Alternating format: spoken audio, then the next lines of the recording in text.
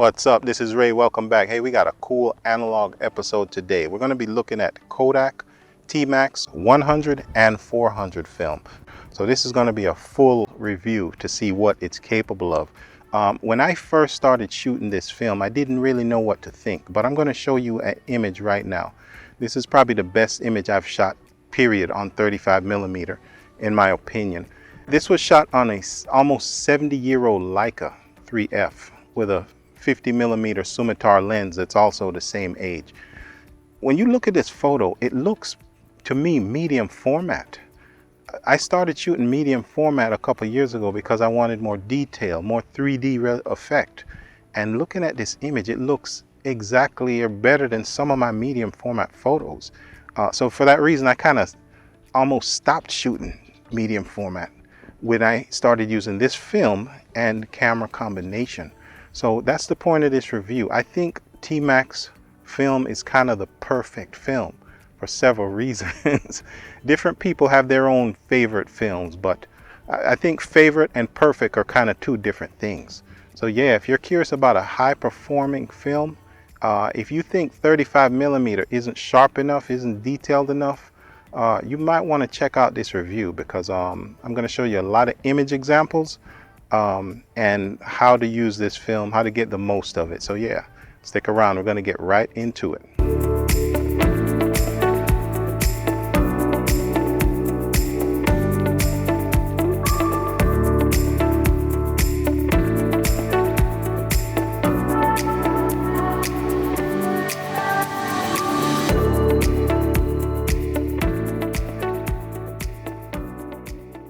So what is Tmax film?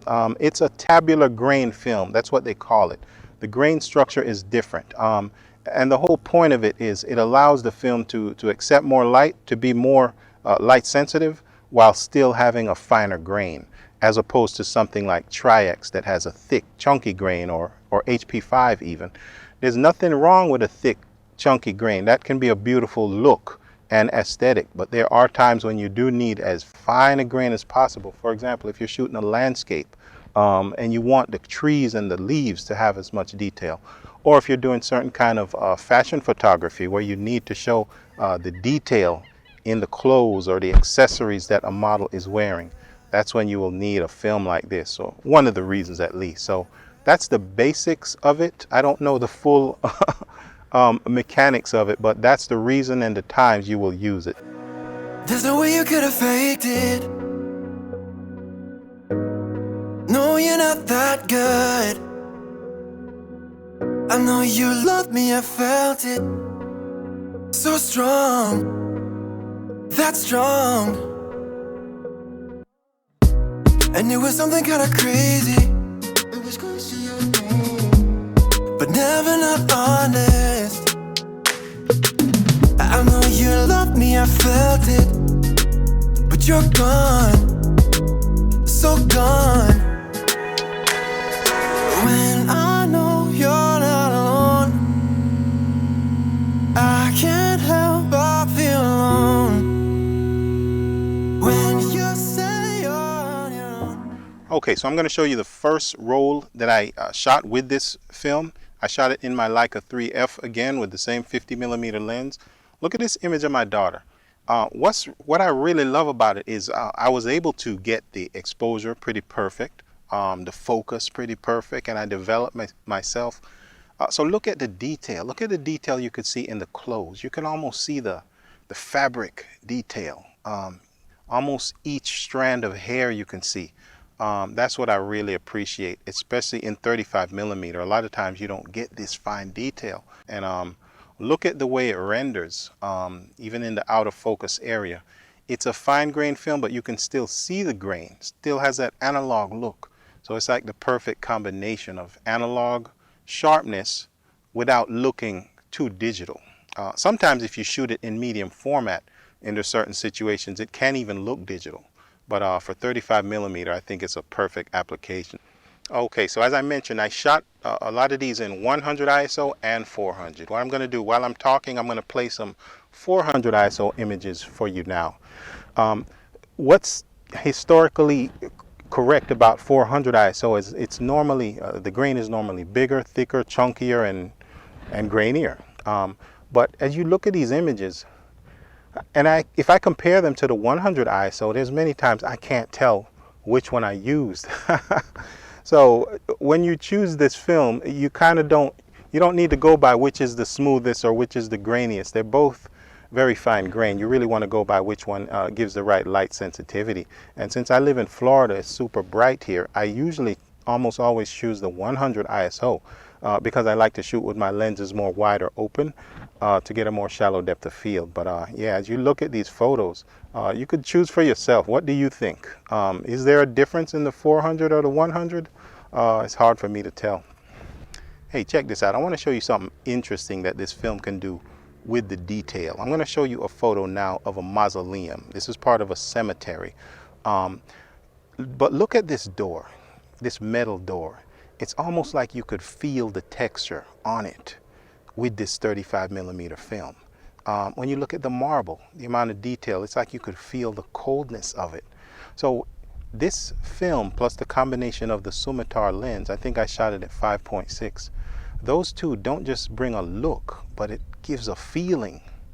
So yeah, this is a tool you could use for telling a story with this type of film, even in this small format. Imagine if it was large format.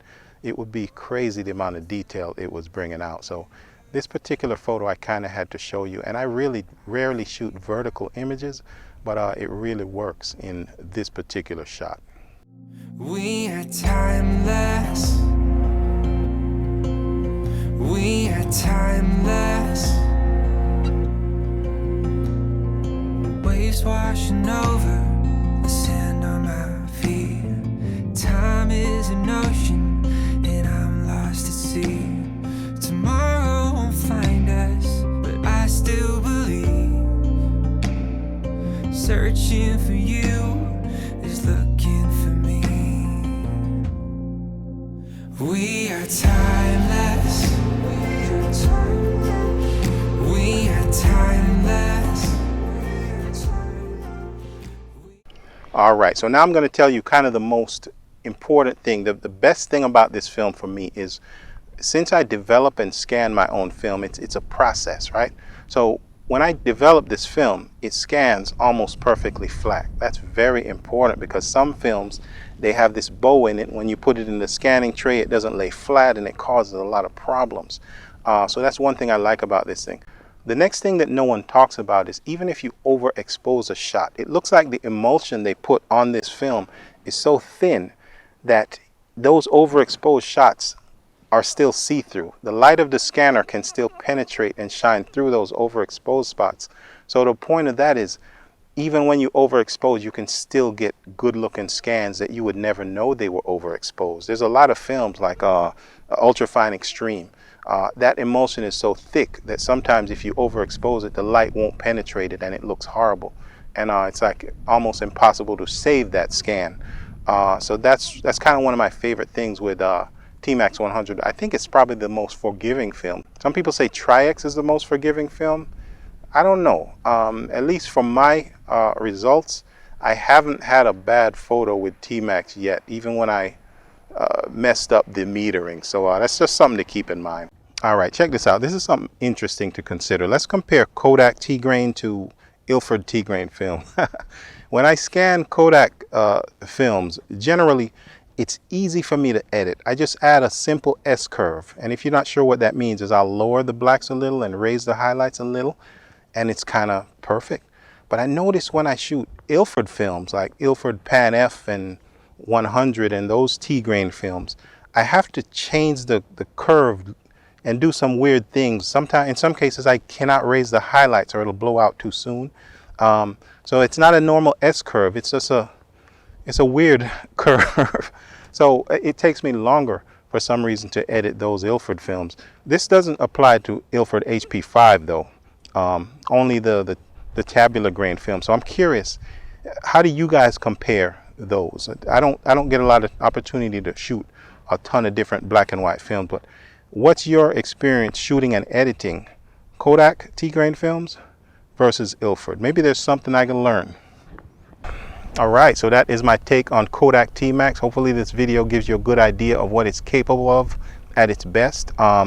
If you're someone who don't like Tmax, please leave me a comment below. Let me know what your reason is, because there's some out there who religiously don't like it, and I just want to understand things like that. Also, I'm going to put some links below where you can get this, hopefully at the best price, because almost a year ago Kodak raised their prices and it fluctuates in different places. So I'm going to try to find you guys the best prices. So check those separate links below. But yeah, thanks for watching though, and keep in mind, no matter what process you use for your analog, whether it's film, cyanotype, paper negative, which I've been doing a lot of, until next time, as always, keep it real.